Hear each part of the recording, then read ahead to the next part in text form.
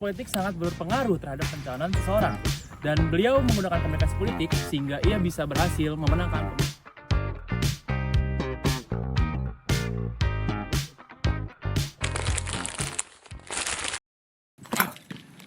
Oke guys, hari ini video ini lupa. Kejauhan. Kameranya kejauhan. Oke, kita tepuk tangan dulu buat panggil ya. kameranya. Oke, 1, 2, 3. Oke. Halo semuanya, perkenalkan nama saya Jason Marino.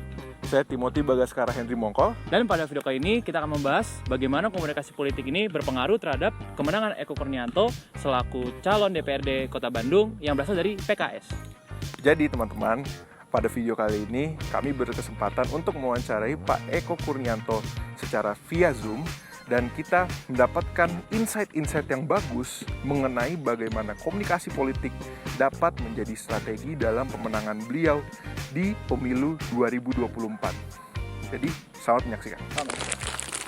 Baik, mungkin sebelumnya saya akan membacakan biodata Bapak sebelumnya. Jadi Bapak Eko Kurnianto ini merupakan anggota Dewan Perwakilan Rakyat Daerah Kota Bandung.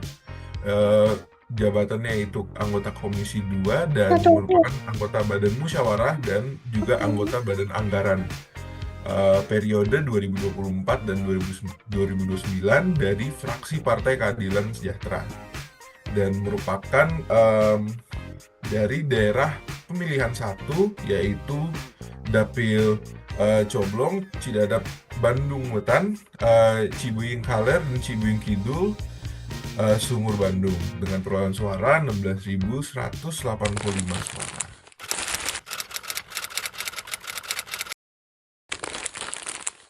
Ya, sebelumnya saya sebelum menjadi anggota DPRD Kota Bandung itu sebelumnya adalah pengurus DPD ya Kota Bandung sebagai sekretaris DPD.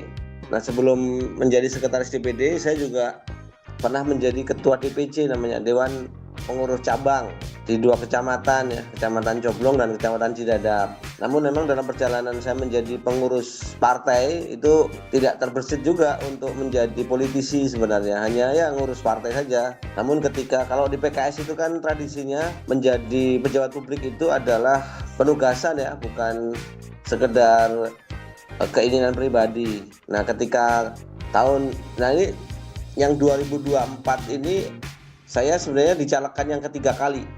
Jadi saya sudah menjadi caleg 2 periode sebelumnya, yaitu pada tahun 2014 dan 2019. Namun kemudian di tahun 2024 ini yang ketiga ini baru masuk menjadi DPRD. Tapi memang di 2 periode sebelumnya juga saya niatkan hanya sebagai food getter aja, karena kan posisi saya sebagai pengurus partai di tingkat kewilayahan di cabang ya, di DPC Cidadap dan Coblong itu menjadikan saya memiliki banyak akses ke masyarakat ya, sehingga kemudian menjadi pertimbangan partai mungkin untuk saya dicalekkan. Di tahun 2019 saya dapat suara itu 2.800, urutan ketiga ya suara saya. Kemudian di tahun 2019 suara saya itu 3.060, urutan keempat. Nah, baru tahun 2024 ini kebetulan juga ditempatkan di nomor 1 juga ya, jadi lebih mudah untuk mencari suara.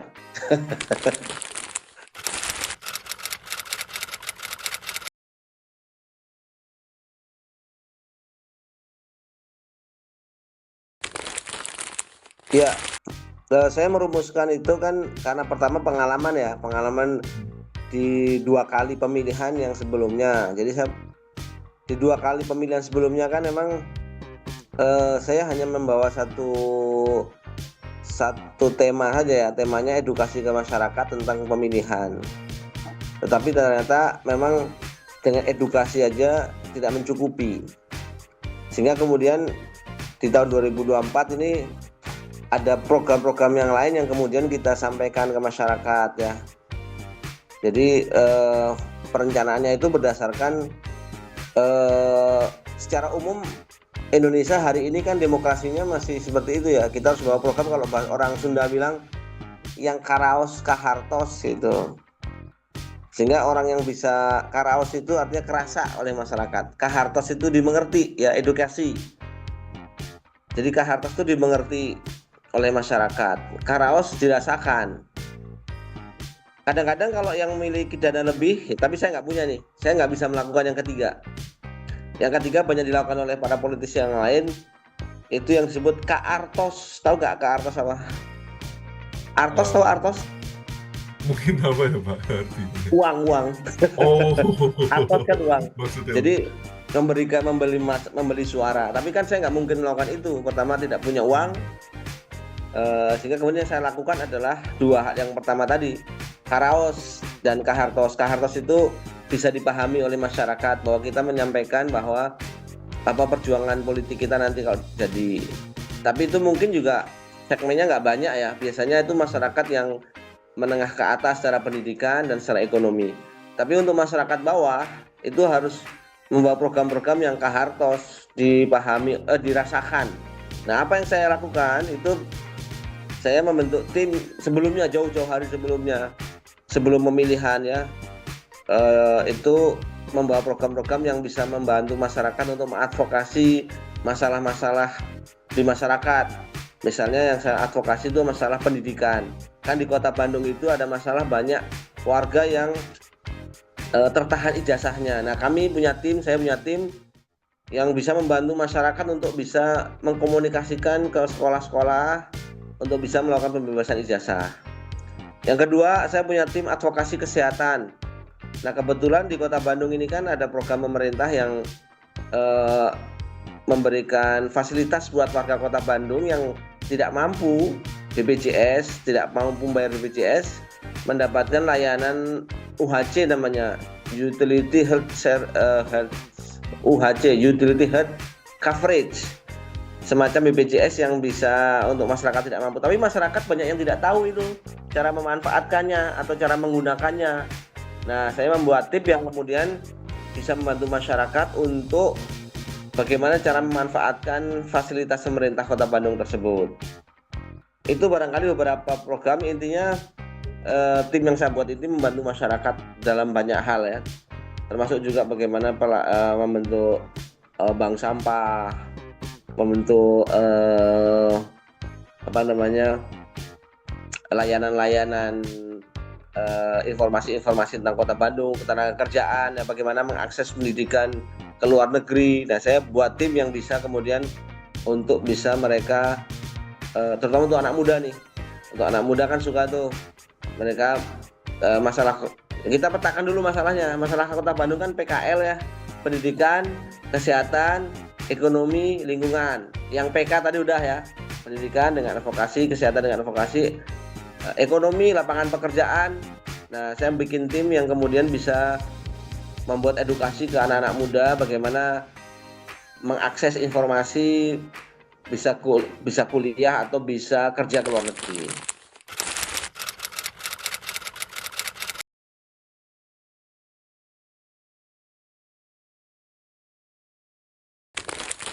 Ya, saya baca-baca juga ya tentang teori pemenangan ya. Jadi kalau secara teoritis memang katanya nih ya, secara teori tersebut bahwa siapapun yang mampu menentukan segmentasi yang akan dimasuki, dia yang memungkinkan paling menang. Tapi ternyata kan di masyarakat ini realitasnya agak sulit ya kita menentukan segmentasi. Jadi awalnya saya juga tidak membuat segmentasi khusus.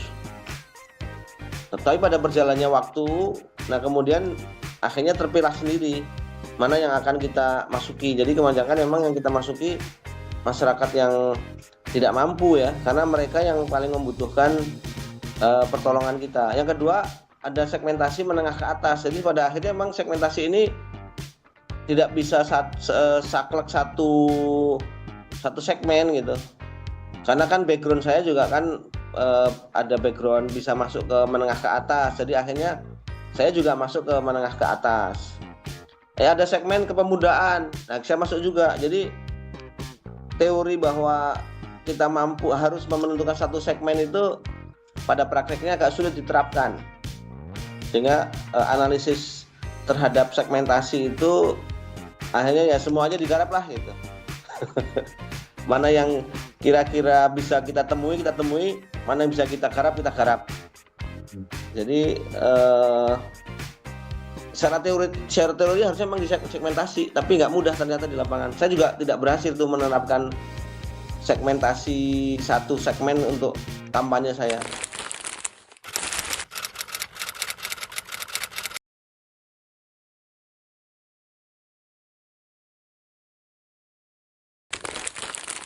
Jadi kanal komunikasi saya yang utama itu adalah tim ses, karena mereka adalah penyambung saya ke masyarakat.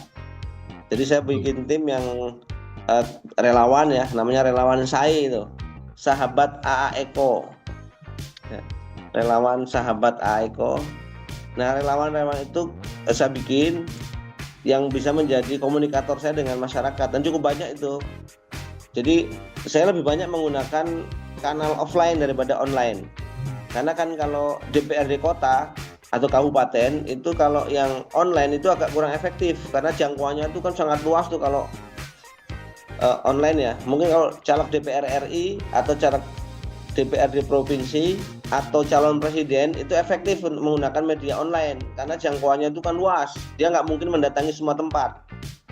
Kalau caleg DPRD kota itu yang paling efektif adalah langsung mendatangi masyarakat.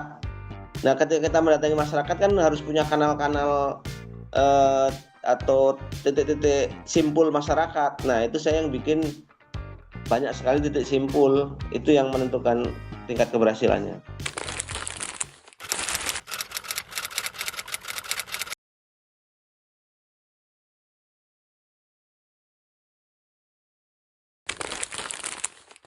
Nah, kalau evaluasi, kami kebetulan di PKS itu ada namanya Kordapil ya, Koordinator Daerah Pemilihan.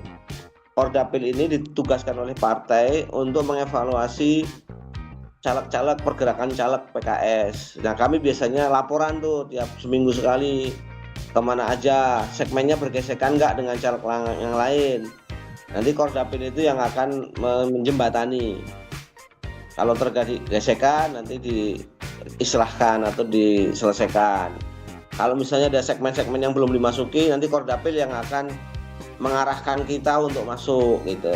Jadi evaluasi kita rutin, paling ya minimal sekali 2 minggu sekali lah. Tapi biasanya seminggu sekali, kalau pas menjelang akhir tuh seminggu sekali kita sering rapat untuk evaluasi.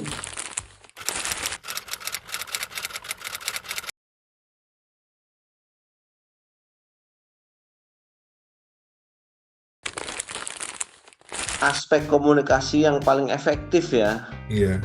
Agak sulit sih sebenarnya menjawabnya ya, karena semua variabel itu penting sebenarnya. Jadi semua variabel yang tadi saya ceritakan ya, program yang kita bawa, kanal-kanal itu apa tim ses ya, program yang kita bawa, kemudian pembawaan kita, terus kemudian bahasa-bahasa yang kita pilih. Jadi biasanya kalau saya ke masyarakat itu ya banyak pakai bahasa-bahasa yang mudah dipahami mereka aja ya, sering bawa pantun, walaupun suara kita jelek kita nyanyi aja gitu. Jadi mereka kan butuh hiburan ya, sebenarnya politik itu kan sebenarnya pesta demokrasi. Betul. Kita bawa sesuatu yang menyejukkan, jangan sampai pesta demokrasi itu kita mengajak orang untuk berantem sama orang lain kan. Jangan sampai. Saya banyak menggunakan bahasa seperti misalnya contoh gini, kalau saya ketemu ibu-ibu tuh saya suka bawa pantun gini. Saya pagi hari ya, ke Beijing pakai baju batik, Cakep. enjing ibu yang cantik gitu. Nah, itu bahasa-bahasa gitu kemudian menjadi ikatan emosional.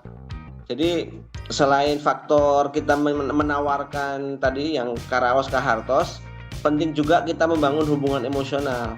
Jadi hubungan emosional itu dengan ya ungkapan-ungkapan kita yang menyejukkan, yang mengakrabkan sesama anak bangsa. Nah, itu paling. Tapi kalau saya disuruh menyatakan mana yang paling efektif, saya kayaknya agak sulit menjawabnya ya. Karena semua tadi akan sangat mempengaruhi gitu. Jadi satu variabel mempengaruhi variabel-variabel komunikasi yang lain.